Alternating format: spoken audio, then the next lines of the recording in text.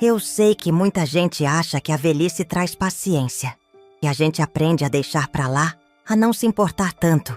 Mas o que ninguém conta é que, às vezes, o silêncio da idade pesa mais do que qualquer grito. E foi no dia do aniversário do meu neto que percebi. Haviam me colocado no canto da história, como se eu fosse um detalhe fora do lugar. Me chamo Elsa, tenho 64 anos. Sou avó, mãe, viúva. E, até aquele sábado de sol abafado, eu ainda acreditava que bastava amar para ser amada de volta. Acordei cedo, como sempre faço. Preparei os brigadeiros enrolados à mão, com um granulado colorido, igual ao que fazia para os meus filhos quando eram pequenos. Coloquei tudo com cuidado numa bandeja, coberta com pano de prato de crochê. Presente da minha mãe, que partiu há mais de 20 anos. Vesti minha melhor blusa florida, ajeitei o cabelo e peguei o ônibus das 9h, equilibrando os doces no colo como se fossem um tesouro. A casa do meu filho mais novo ficava em um condomínio novo, desses com muro alto e interfone que fala. Quando cheguei, vi balões azuis na garagem, uma piscina inflável montada e uma mesa de presentes já cheia. Respirei fundo, sorri e toquei o interfone. Foi minha nora quem abriu o portão. Estava maquiada, vestida de festa, com aquele sorriso que só aparece quando tem gente olhando. "Oi, dona Elsa", disse, dando um passo para o lado, sem me tocar. "Pode entrar." Entrei. Na sala, meu filho falava com um casal de amigos, rindo alto. Não me viu de imediato. Quando notou, veio até mim, beijou meu rosto apressado. "Mãe, que bom que veio. A senhora trouxe alguma coisa?" Levantei a bandeja com os brigadeiros. Fiz com carinho. "Como nos aniversários de vocês." "Ah, que legal. Coloca lá na cozinha. A Maria te ajuda." A tal da Maria era a moça contratada só para servir. Eu caminhei até a cozinha tentando não me sentir deslocada. Os cheiros da comida industrializada. Os salgados ainda congelados sobre a pia. Tudo tão diferente do que eu conhecia. "Dona Elsa?" Ouvi a voz atrás de mim. Era minha nora. "A senhora pode colocar os docinhos ali. Mas cuidado com a travessa, tá? A gente tá com pouco espaço." Assenti. Ela virou de costas, já chamando outra pessoa. Comecei a ajeitar os doces com cuidado na bandeja maior. Nisso, estiquei o braço para pegar uma faca. Queria cortar o papel alumínio. Foi quando ela voltou num tom mais seco. "Ah, não precisa se preocupar com isso, viu? Na verdade, se a senhora puder esperar na sala, é que, com muita gente aqui, acaba atrapalhando. Atrapalhando." A palavra me atravessou como uma lâmina sem ponta, que não corta, mas arranha fundo. Fiquei parada com a faca na mão, tentando sorrir. Mas algo dentro de mim começou a descer, como uma cortina se fechando por dentro. "Claro, me desculpe", sussurrei. Voltei para a sala, mas não consegui me sentar. As crianças corriam, os adultos conversavam. Ninguém olhava para mim. Nem meu neto veio me abraçar. Ele estava ocupado com o palhaço contratado. Eu, que tantas vezes embalei aquele menino no colo, agora era só mais um enfeite esquecido num canto da festa. Subi as escadas devagar, como quem procura ar. Entrei no quarto de hóspedes, o único lugar que ainda guardava meu cheiro. Fechei a porta, me sentei na beirada da cama e abri a gaveta da cômoda. Ali estava, o envelope bege, com o nome Mãe, escrito à mão. A caligrafia era de André, meu filho mais velho. Ele me deixou essa carta poucos meses antes de partir. Um acidente bobo, uma curva mal feita. Desde então, guardei aquilo como quem guarda uma parte do próprio corpo. Por que levei o envelope à festa? Nem eu sabia direito. Algo me dizia que o momento chegaria. E naquele instante, com a palavra atrapalhando ecoando na cabeça, eu soube. Era agora. Segurei o envelope com as 2 mãos. Respirei. Lembrei do dia do enterro, do choro preso, do abraço que nunca veio do meu filho mais novo, da decisão que tomei ali. Proteger a última vontade de André. Ele confiou em mim. E agora, eu precisava honrar isso. Levantei, caminhei até a porta. Ouvi as risadas, os gritos das crianças, a música infantil repetitiva. Desci os degraus com calma. No meio da sala, todos pareciam congelados por um instante. Talvez pela minha expressão, talvez pelo envelope na mão. Com licença! Minha voz saiu mais firme do que imaginei. Antes de cantarem o parabéns, eu preciso falar uma coisa. Minha nora franziu a testa. Meu filho já vinha na minha direção, pronto para impedir. Mas eu levantei a mão e ele parou. Isso aqui... Levantei o envelope. Eu guardei por 15 anos. Foi a última coisa que meu filho André me deu. Silêncio. Um casal se afastou. Uma tia sussurrou algo, mas eu continuei. É uma carta. E nela, ele me pediu algo. Algo que eu não cumpri ainda. E chegou a hora. Todos olharam. Até o palhaço parou. Eu vou ler. E depois, vocês fazem o que quiserem com isso. Abri o envelope. Minhas mãos tremiam. Mas minha voz não falhou. Mãe, se você estiver lendo isso é porque algo deu errado. Eu sei que vivi do meu jeito e que não dei muitas explicações. Mas tem uma coisa que você precisa saber. Eu tenho um filho. O nome dele é Samuel. Ele mora com a mãe dele e não leva meu sobrenome. Mas é meu. E eu queria que ele soubesse disso um dia. Mais que isso, queria que ele soubesse que teve uma avó que se importou. A última frase me fez engasgar.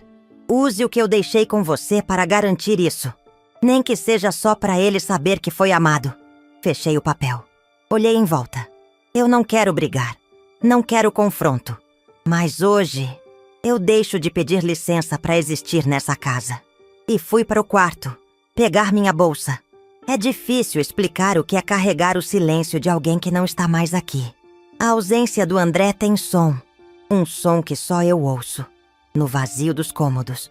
No cheiro da camisa que nunca lavei. No envelope amarelado que passou anos escondido no fundo da gaveta. André era meu filho mais velho. Nasceu do meu ventre. Mas parecia ter nascido com alma de velho. Observador, calado, intenso demais para estar a idade que tinha. Quando era pequeno, desenhava o tempo todo. Casas, árvores, pessoas. Nunca me esqueço de um desenho em que ele fez a gente.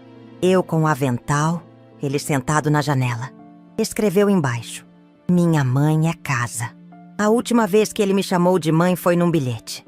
Ele nunca foi de palavras ditas, mas escrevia com o coração sangrando. Aquela carta foi a última parte viva dele que me restou. O acidente foi chamado de fatalidade. Um domingo à tarde, uma curva molhada. Uma moto que derrapou. A polícia disse que foi rápido. Eu não quis saber detalhes. O que me restava saber? Que ele não voltaria, que não atenderia mais minhas chamadas, que não responderia minhas mensagens que diziam: Tô com saudade, filho. O velório foi pequeno, seco. O pai dele, meu marido, não derramou uma lágrima. Chorava por dentro, talvez, mas dentro demais. Meu filho mais novo, Marcos, ficou ao lado da esposa o tempo todo. Não me abraçou. Disse apenas: Ele fez escolhas, mãe. Agora, já era. Já era. Como se o irmão fosse um pneu furado. Foi naquela mesma noite, após todos irem embora, que encontrei a carta. Estava dentro de um livro de poesias do Leminski, que André tinha me emprestado, e nunca pediu de volta. Eu só abri por hábito, por saudade, e lá estava o envelope. Mãe, em letras firmes. Li e reli umas 10 vezes. Ele dizia que tinha um filho, Samuel, que a mãe era uma moça com quem ele viveu por pouco tempo, mas que ficou um laço, que ela não quis contato, e que ele, por respeito, se afastou.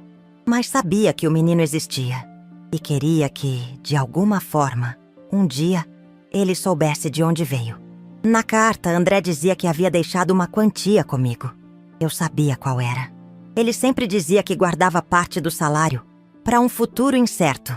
Eu achava graça. O futuro chegou mais cedo do que ele imaginava. Guardei aquilo em silêncio. Por medo? Talvez. Por respeito? Com certeza.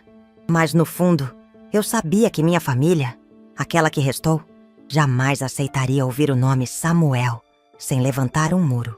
Eles não suportavam lembrar de André. Depois que ele se foi, o mundo pareceu girar só para Marcos. A esposa dele engravidou no ano seguinte. Gabriel nasceu e virou o novo sol daquela casa. Tudo passou a girar ao redor dele. E eu fui me tornando sombra. No começo ainda tentava. Levava sopa quando a Nora estava de resguardo. Costurei fraldas de pano. Fiz questão de montar o berço com minhas próprias mãos. Mas havia sempre um olhar, um jeito de dizer obrigada, que mais parecia: isso aqui não é mais seu lugar. O tempo fez seu trabalho. Minha presença virou formalidade. Meus conselhos foram dispensados. Meus doces não combinavam com a decoração da festa. E pouco a pouco, fui aceitando ser invisível. Só não sabia que o buraco da invisibilidade cavava também por dentro. Certo dia, uns 3 anos depois da morte do André, tentei conversar com Marcos sobre Samuel. Perguntei se ele lembrava de uma moça chamada Vanessa, nome mencionado na carta. Ele desviou os olhos. Mãe, sério que a senhora vai mexer nisso agora? Não é mexer, é reconhecer. Ele tinha um filho. Tinha nada, mãe. Ele nem assumiu. Isso aí é invenção sua. Aquela frase doeu mais do que qualquer outra. Depois disso, calei. Guardei o envelope na gaveta. Empurrei o assunto para dentro do peito, junto com as outras memórias que não cabiam mais em voz alta. Comecei a visitar um grupo de costura, só para ocupar a cabeça. Fiz voluntariado em uma escola da igreja. Mas toda vez que via Gabriel correndo pela casa, lembrava que havia outro menino, em algum lugar, crescendo sem saber quem era o pai. E isso me comia por dentro. No aniversário de 5 anos do Gabriel, levei um carrinho de madeira feito à mão. Escrevi o nome dele no fundo. Ele abriu o presente, olhou e disse: Isso é velho. A Nora riu. Meu filho riu também. Eu sorri. Mas foi aí que senti. Não era mais riso. Era desistência. Depois disso, deixei de tentar agradar. Continuei indo às festas, porque ainda me importava. Mas comecei a ir mais leve, sem esperança, como quem cumpre um papel que já sabe que não lhe cabe mais. E mesmo assim, guardei a carta. Durante 15 anos, aquele envelope foi meu segredo mais pesado e mais sagrado. Ele era meu elo com o filho que me viu como casa. E por mais que tentassem me desmobilizar, me calar, me deslocar, eu sabia. Uma hora a verdade bate à porta. E naquele sábado abafado, com brigadeiros rejeitados e olhares que pediam silêncio, a porta finalmente se abriu. Desci as escadas com o envelope entre os dedos, sentindo o peso invisível que ele carregava. A sala parecia um palco em câmera lenta. As vozes misturadas, as crianças correndo, os pais com seus copos de refrigerante. Tudo ficou abafado, como se o tempo se curvasse ao que eu prestes a fazer. Na mesa, o bolo do Gabriel ainda estava intacto, com a vela azul em formato de número 7, esperando ser acesa. A decoração era de super-heróis, mas o verdadeiro poder, ali, estava no que eu carregava nas mãos. Eu parei no meio da sala, de frente para tudo e todos. Com licença. Minha voz saiu clara. Eu mesma me surpreendi. Alguns rostos se viraram. Outros continuaram suas conversas como se eu fosse apenas mais uma avó prolixa, prestes a contar uma história fora de hora. Mas continuei. Antes de cantarem o parabéns, eu preciso falar uma coisa. Meu filho, Marcos, já se movimentava em direção a mim. A Nora levantou as sobrancelhas. Um casal cochichou alguma coisa. Ninguém esperava que eu interrompesse. Ninguém esperava que eu tivesse algo a dizer. Eu não costumo me impor. Nunca fui dessas. Sempre achei que amor se prova no cuidado silencioso. Mas hoje eu vou falar. Levantei o envelope. Esse papel aqui foi guardado por 15 anos. E foi escrito pelo André, meu filho mais velho. Meu menino que vocês raramente mencionam. Silêncio. Um gole de refrigerante parou no meio do caminho. Até a trilha sonora infantil pareceu diminuir. Ele me escreveu essa carta antes de partir. E nela fez um pedido. Um pedido que guardei como quem guarda a última respiração de alguém amado. Abri o envelope. As dobras estavam macias de tanto serem abertas e fechadas. As palavras já eram parte de mim. Mas naquela tarde, eu as deixaria tocar outras pessoas. E comecei a ler. Mãe, se você estiver lendo isso, é porque algo deu errado. Eu sei que vivi do meu jeito e que não dei muitas explicações. Mas tem uma coisa que você precisa saber.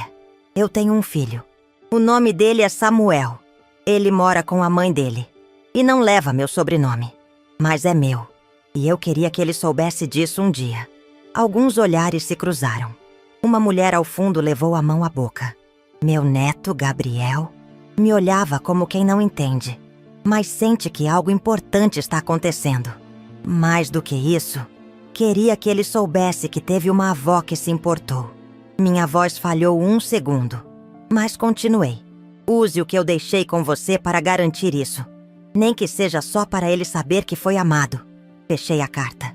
O que ele me deixou não foi dinheiro. Foi responsabilidade. Foi amor, em forma de pedido. Meu filho me encarava com a mandíbula travada. A nora segurava o braço dele, dizendo baixinho: "Agora não. Espera ela terminar." Mas eu já estava terminando. Durante 15 anos, guardei essa carta.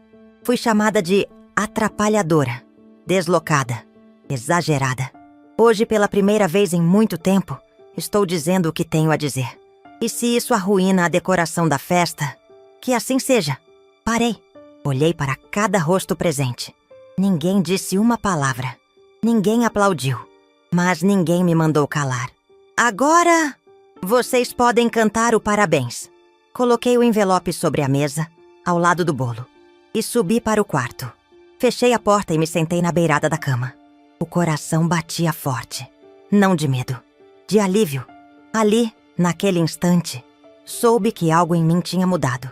Eu não era mais sombra. E mesmo que ninguém ali admitisse, todos ouviram, todos souberam. A verdade não grita, mas quando dita com firmeza, ela ecoa por muito tempo. A porta do quarto se fechou atrás de mim como quem encerra um livro. Não bati, não chorei. Só sentei na cama, olhando para as paredes familiares, decoradas com lembranças que nunca foram minhas. Uma cortina bege, uma almofada com estampa de coruja. Aquelas eram escolhas da minha nora. Eu sempre fui visitante ali, nunca parte. O envelope, agora aberto e exposto sobre a mesa da sala, parecia irradiar uma luz invisível. Ele tinha feito o que eu nunca consegui: forçar todos a me ouvirem. Não como mãe, sogra ou avó, mas como mulher que carrega uma história que ninguém quis ouvir por anos. Ouvi passos no corredor, toques leves na porta. "Mãe!" Era Marcos. Demorei alguns segundos para responder. Quando abri, ele estava com o rosto tenso, braços cruzados. Atrás dele, o corredor vazio. "A senhora precisava mesmo fazer isso hoje?" A pergunta veio sem raiva, mas com um tom de reprovação embutido, como se eu tivesse derramado vinho no tapete branco da família. "Eu esperei 15 anos. Hoje foi a primeira vez que vocês estavam todos no mesmo lugar. E eu achei que talvez ouvissem." Ele abaixou os olhos, coçou o queixo. "Não é sobre ouvir. É que tem hora para tudo. Quando seria a hora certa para lembrar do seu irmão?" Silêncio. O tipo de silêncio que sempre me acompanhou depois da partida de André. "Mãe, você tá magoando o Gabriel. É aniversário dele. Ele é só uma criança. Eu também sou só uma mãe. Uma mãe que foi diminuída em todas as festas dele. Uma avó que foi chamada de atrapalhadora na cozinha. E hoje finalmente falei por mim. Não peço desculpas por isso." Ele suspirou, se afastando um pouco. "A Eliane... Ela acha que talvez seja melhor a senhora descansar um pouco na sua casa. Ficar uns dias sozinha. Pra pensar." Soltei um leve riso. Não de ironia, mas de quem já ouviu aquilo antes. "Eu já pensei demais. E não vou embora por sugestão. Vou porque escolhi." Ele me olhou surpreso. Pela primeira vez, talvez, sem saber o que dizer. Fechei a porta. Abri o armário do quarto e peguei minha bolsa. Coloquei minhas roupas dobradas, sem pressa. Peguei meus documentos, meu hidratante, um livro de poesia. E, por fim, retirei da mala um pequeno porta-retrato com a foto do André, aos 10 anos, abraçado num cachorro que ele encontrou e nunca mais devolveu. Olhei para a foto. Toquei o vidro. Sorri. Desci as escadas com a bolsa no ombro. A festa já estava desmontada. As bexigas murchando, o bolo coberto por filme plástico, os copos sendo recolhidos por uma moça de uniforme. Eliane nem me olhou. Estava ocupada com o celular. Meu filho fingia falar com alguém na varanda. Gabriel brincava com os presentes no chão. Quando me viu, correu até mim. Vó, a senhora já vai? Ajoelhei devagar. Vou, meu amor, mas volto para te visitar, se você quiser. Que isso? Apontou para a foto na minha mão. É o tio André. Ele também te ama, mesmo de longe. Gabriel sorriu. Uma criança não julga histórias que não conhece. Apenas sente. Beijei sua testa, me levantei e saí pela porta da frente. Na rua, o sol da tarde já começava a descer. Peguei o ônibus com a mesma mala que levei quando cheguei, mas com outro peso. Pela primeira vez, ela não estava cheia de expectativas. Só de mim. Desci 2 estações depois, em um bairro mais antigo, e caminhei até a casa de Dona Zuleide, uma amiga da igreja, viúva como eu, que sempre me dizia: aqui em casa tem um quarto esperando quando você cansar de ser escanteada. Bati palmas no portão. Elza! Ela abriu o sorriso. O que houve? Cansaço, Zuleide. Só isso. Vim descansar onde me vem. Ela não perguntou mais nada. Apenas abriu o portão. Um gesto tão simples, mas que significou tanto. Naquela noite tomei banho quente. Vesti uma camisola limpa e me sentei à mesa com uma xícara de chá. Zuleide me observava em silêncio. E quando terminei, ela disse apenas: tá com os olhos mais calmos, sabia? E estavam. Depois me deitei e olhei para o teto branco, liso, neutro. Pela primeira vez em muito tempo, adormeci sem a sensação de estar ocupando espaço demais. Faz 3 meses que me mudei para a casa da Zuleide. 3 meses em que voltei a cozinhar sem pressa, a cuidar de plantas, a ouvir passarinhos em vez de passos duros no corredor. 3 meses em que não precisei pedir licença para existir. A rotina aqui é simples. Acordamos cedo, tomamos café olhando para o quintal. Às vezes vamos até a feirinha da esquina, compramos frutas maduras, conversamos com gente que chama a gente pelo nome, gente que pergunta se tá tudo bem e espera pela resposta. O quarto que Zuleide me deu é pequeno, mas tem uma janela grande. À tarde, a luz entra com delicadeza, como se me abraçasse. Coloquei um vaso de violetas sobre a cômoda. As flores já estão desabrochando. Tenho me dedicado a escrever um caderno de memórias. Comecei pelo André. Depois vieram histórias da infância do Marcos, do meu casamento, da minha juventude que quase esqueci. Mas principalmente escrevo sobre Samuel. Mesmo sem tê-lo conhecido ainda, quero que ele saiba quem eu sou. Que ele saiba que teve uma avó que nunca o ignorou. Entrei em contato com a mãe dele. Demorei semanas até criar coragem, mas mandei uma carta. Simples, respeitosa, contando sobre André, sobre o que ele queria. Disse que não buscava nada, só um café, uma conversa, uma chance. Ela respondeu, curta, mas gentil. Disse que precisava de tempo. Eu entendo. Ela tem o direito de não querer reabrir portas antigas. Mas só o fato de ter respondido já foi mais do que esperei por anos. E foi por isso que ontem, pela primeira vez, vi Samuel. De longe, estava jogando bola no parque, ao lado de uma mulher de cabelos presos. Devia ser a mãe. Não me aproximei. Fiquei sentada no banco de madeira, observando. Ele tem o mesmo jeito do André quando corre. Cabeça baixa, braços soltos, olhar concentrado. Meu coração disparou, mas não chorei. Não havia tristeza ali, só gratidão. Saí do parque sem me apresentar.